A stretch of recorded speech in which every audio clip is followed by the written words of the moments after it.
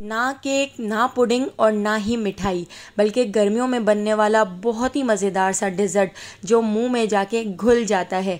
आज से पहले आपने ये रेसिपी कभी ट्राई नहीं की होगी, जो बहुत ही झटपट बन के तैयार हो जाती है और खाने में बहुत ज़्यादा टेस्टी लगती है। एक बार अगर आपने इस रेसिपी को ट्राई कर लिया तो आप सारी ज़िंदगी भी इसका जायका नहीं भूलेंगे। तो चलिए इसकी रेसिपी को देख लेते हैं। तो इस मज़ेदार से डिज़र्ट को बनाने के लिए मैंने यहाँ पर दही ले लिया है। तो इस डिज़र्ट को हम दही से बनाकर तैयार करेंगे। तो ये घर का जमा हुआ दही है। आप देख सकते हैं कितना ज़्यादा गाढ़ा दही जम के तैयार हुआ है। मैं आपको चेक कराती हूँ। ये देखिए कितना ज़्यादा अच्छा और ज़बरदस्त दही हमारा जम के तैयार हुआ है। तो इसमें ज़्यादा पानी नहीं है। अगर आपका दही पानी वाला हो तो आप एक मलमल के कपड़े में दही को रखकर उसका पानी निकाल लें, ताकि आपकी रेसिपी बिल्कुल परफेक्ट बने। लेकिन ये दही काफ़ी गाढ़ा सा है, तो इसलिए मैं इसको इस तरह से एक बाउल के अंदर निकाल लेती हूँ। मैंने यहाँ पर आधा किलो के करीब दही ली है। अगर आपका घर का जमा हुआ दही नहीं है तो आप बाहर का दही भी ले सकते हैं, लेकिन आपने गाढ़ा दही लेना है। तो इस तरह से मैंने इसको अच्छी तरह से विस्क कर लिया है। इसको हमने अच्छी तरह से बीट कर लेना है, ताकि इसमें जितनी भी गुठलियां हों वो ख़त्म हो जाएं। तो लम्प फ्री हमने दही बनाकर तैयार कर लेनी है इस तरह से। अब मैं इसके अंदर ऐड कर देती हूँ कंडेंस मिल्क। तो कंडेंस मिल्क का छोटा वाला डिब्बा पूरा मैं इसके अंदर ऐड कर दूँगी। ये 60 रुपये या 70 रुपये का डिब्बा आता है। या आपकी तरफ कितने का मिलता है मुझे कमेंट करके ज़रूर बताइएगा। तो इस तरह से देखिए मैंने 4 टेबल स्पून इसमें कंडेंस मिल्क ऐड कर दिया है। अगर आपके पास कंडेंस मिल्क ना हो तो घर में आप दूध से भी कंडेंस मिल्क बना सकते हैं। 2 कप दूध के अंदर 4 टेबल स्पून चीनी डाल के उसको इतना पका लें कि उसकी कंसिस्टेंसी कंडेंस मिल्क जैसी हो जाए। तो देखिए कंडेंस मिल्क को भी मिक्स कर लिया है। अब यहाँ पर ये जो हम डिज़र्ट बना रहे हैं ये रोज़ फ्लेवर का बना रहे हैं, तो इसलिए मैं इसके अंदर ऐड कर देती हूँ गुलाब की पत्तियाँ। फ्रेश गुलाब की पत्तियाँ हैं, इनको मैंने अच्छी तरह से धो लिया था और इस तरह से तोड़कर मैंने गुलाब की पत्तियाँ इसके अंदर ऐड कर दी हैं। क्योंकि बहुत सारे घरों में रोज़ एसेंस नहीं होता है और मेरे पास भी रोज़ एसेंस नहीं था, इसलिए मैंने इसमें फ्रेश गुलाब की पत्तियां ऐड की हैं। बहुत ही ज़्यादा खुशबूदार और बहुत ही मज़ेदार फ्लेवर का ये डिज़र्ट बनता है। अब हम इसके अंदर ऐड कर देते हैं रेड फूड कलर।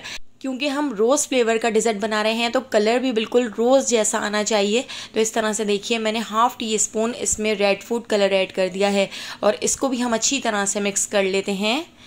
अब यहाँ पर देखिए हमने कंडेंस मिल्क तो ऐड किया था, लेकिन उससे इसका फ्लेवर बहुत ज़्यादा मीठा नहीं हुआ है, इसलिए मैं इसमें 2 टेबल स्पून पिसी हुई चीनी ऐड कर रही हूँ, जिससे इसका जो टेस्ट है वो बिल्कुल परफेक्ट हो जाएगा। और चीनी को भी हम इसमें अच्छी तरह से मिक्स कर लेते हैं। तो यहाँ पर हमारा मिक्सचर तैयार हो चुका है। तो चलिए अब हम इसको बनाना शुरू करते हैं। तो देखिए ये मिक्सचर बहुत ज़्यादा पतला नहीं है, थिक सा मिक्सचर है।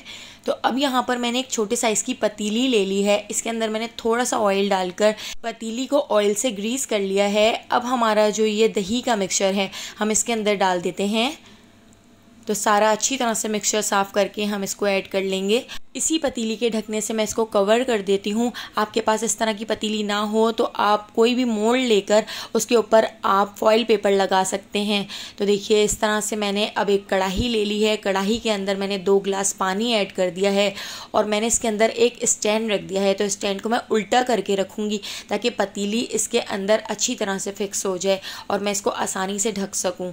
तो पतीली रखने के बाद अब हम इसको कवर कर देंगे। और यहाँ पर आप गैस का फ्लेम भी चेक कर सकते हैं। मीडियम टू लो फ्लेम पर हम इसको 25 मिनट के लिए स्टीम कर लेंगे। तो हम इसको स्टीम कर रहे हैं, इसीलिए इस रेसिपी का नाम है भापा दोई, क्योंकि हम इसको भाप में पकाते हैं।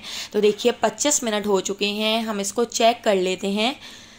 तो यहाँ पर आप देख सकते हैं ये जो मिक्सचर है कितना ज़्यादा थिक हो चुका है। इसके अंदर कोई भी स्टिक, नाइफ कुछ भी आप इस तरह से इंसर्ट करके चेक कर सकते हैं। बिल्कुल क्लीन निकली है, इसका मतलब है हमारा डिज़र्ट परफेक्ट तैयार है।